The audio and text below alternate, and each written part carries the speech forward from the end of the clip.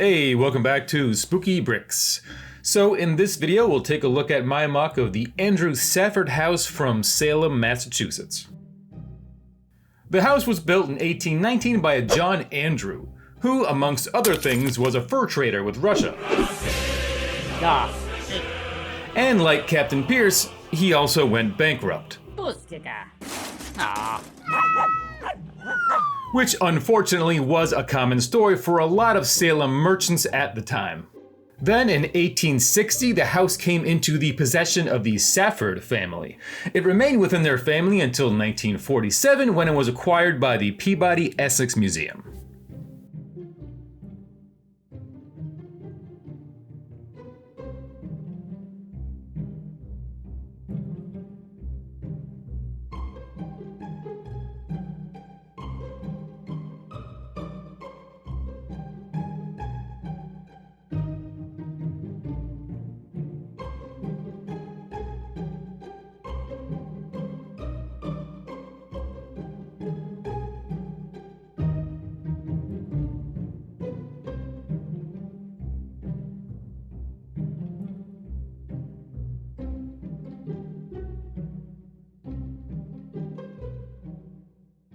I started the build off by positioning some plates around the edges until I got some nice shaping that complemented the footprint of the house. I continue to build up the base with a few more layers of plates just to make sure that it'll be nice and strong so it can support the entire weight of the house. Once the base is done, I turn it over and reinforce everything with a whole lot of the rounded bottom boat studs.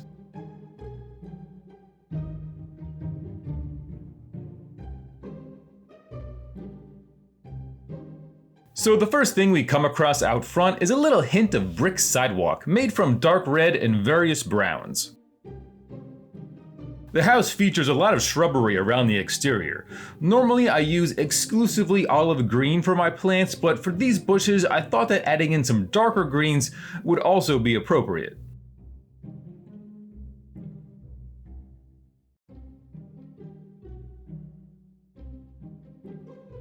The bushes are enclosed in a black iron gate that completely surrounds the front of the house. I made the gate with antenna pieces for the vertical bars.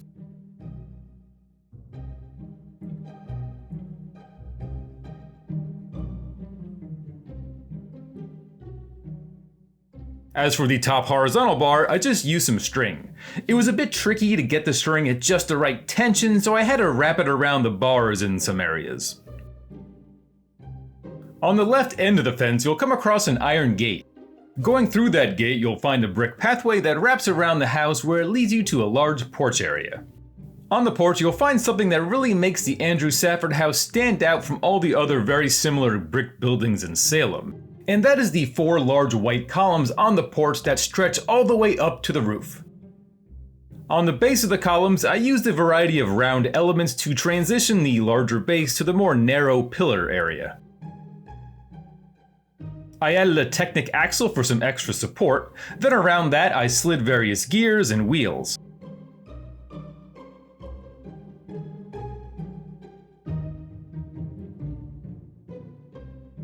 But the majority of the columns are made up of the rounded 2x2 textured bricks.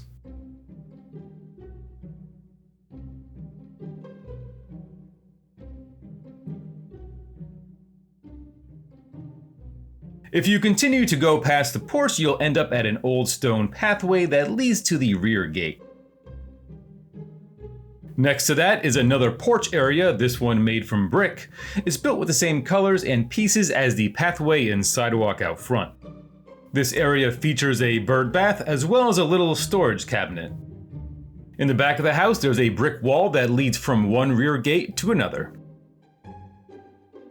The second gate out back leads us to a rustic addition that's not nearly as impressive and as grand as the side entrance.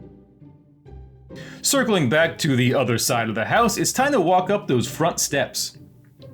The steps lead to a small porch area enclosed by 6 pillars. Straight Technic connectors give the pillars the perfect texture. The columns are topped off with various Technic gears. I don't normally build for motion, so most of my Technic piece usage is just for the interesting textures they can provide.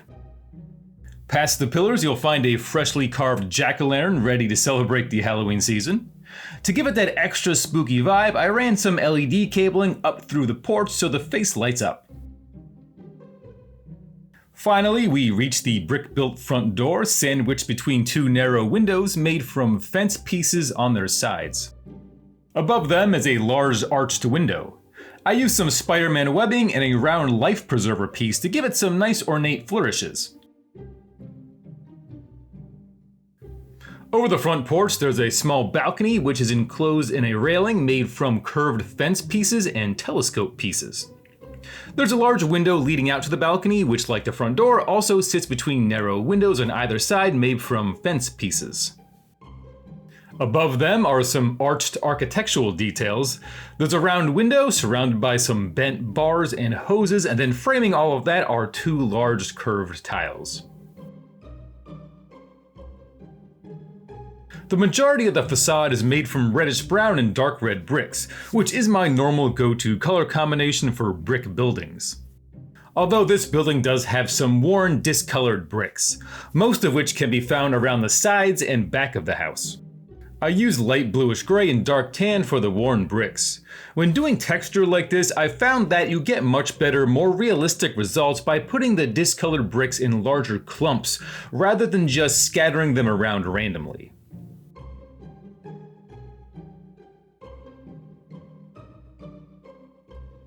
Sticking with that realism, I even added some drain pipes that run down the brick walls.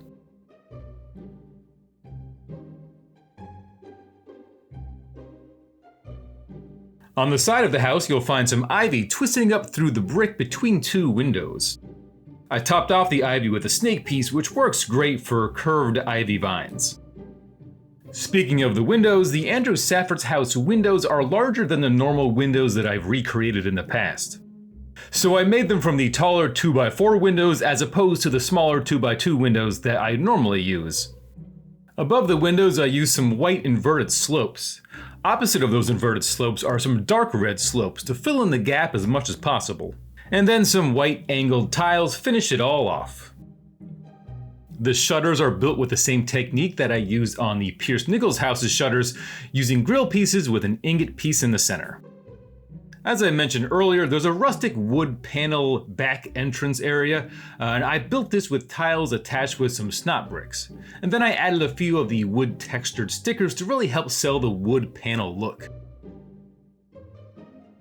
The second floor balcony behind the large pillars features a fence build that I recycled from my French Quarter Vampire House MOC. The doors on the balcony and the porch below are built in a very similar style to the front door.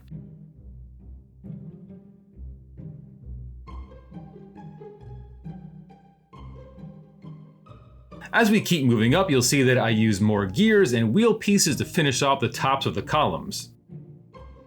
Around the edge of the roof is a railing made from lots of telescope pieces accented with the arched window pieces.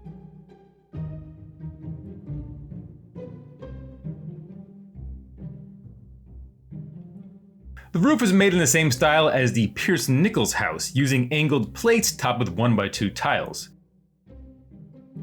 However, that roof was a little more simplistic, just having 4 sides.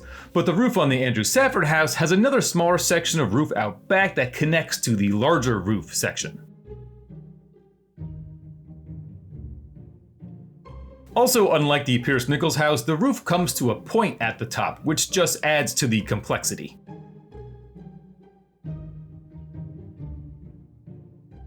Because of all the different angles of roof coming together, some of the roof panels don't exactly fit together as cleanly as I would normally like, but still overall I'm very happy with how it looks. And finally, the chimneys are just made in the same style as the brick on the rest of the house. This house is also currently on display in the Peabody Essex Museum's Brickbox pop-up shop, so go ahead and check it out if you're in the area. And as of now, all of my Salem houses are on display in the Brickbox pop-up shop. The window display on Essex Street was taken down, unfortunately, but it may come back in the future in a bigger and better way. But that'll be it for this video. Thank you for watching, and come back soon for more spooky builds.